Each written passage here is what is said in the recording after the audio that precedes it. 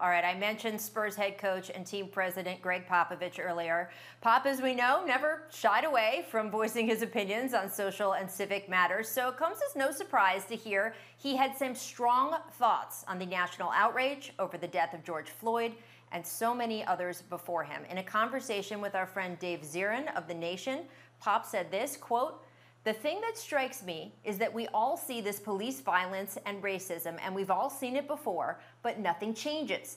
That's why these protests have been so explosive.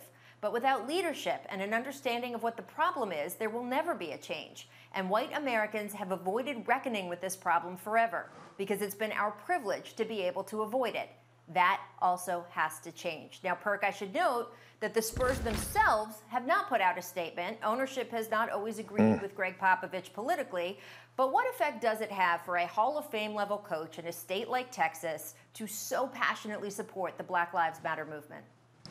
And see, this is why you love Gregg. I love Gregg Popovich. Not only is he's a great coach, but he's a great individual. And when you look at Gregg Pop, like, you know, as a white American with power, he voices his opinion. He speaks for what's right. And I think a lot of others fall in line. Just think about it. Steve Kerr said it yesterday. When Gregg Popovich set the bar, he follows behind his mentor. And I think he's setting the bar for other white Americans with power to speak out. Bill Belichick, you know, Bob Erman for boxing, who, you know, other coaches has made him hundreds of millions of dollars. It's time for those guys to speak out. And here's why, Rachel.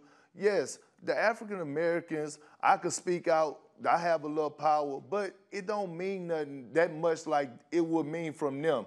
Because for the simple fact, they would say, oh, Perk just speaking out because it happened to an African American. But if a white American with power speaks out about a situation that happened to an African American, it sings a different song, and it raises different eyebrows, and their voices being heard. So I love Pop, and I love what he do when he speaks out in the community, and I just think it's beautiful. And I just, you know, I always applaud him when he does things like this.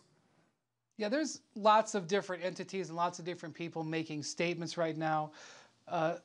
Gregg Popovich, his authenticity is backed up by the fact that he has been talking about these issues for years. This is not something that he is making because he feels he's threatened or under duress or trying to be politically correct.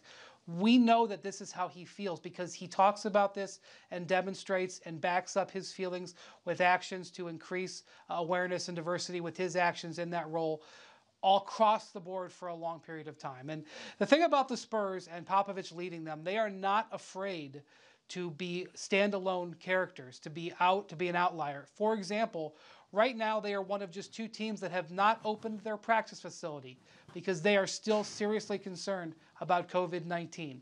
Gregg Popovich has never been afraid to go it alone, and the fact that he is now being joined hopefully will amplify his message, but as his comments show, he's concerned that it won't matter.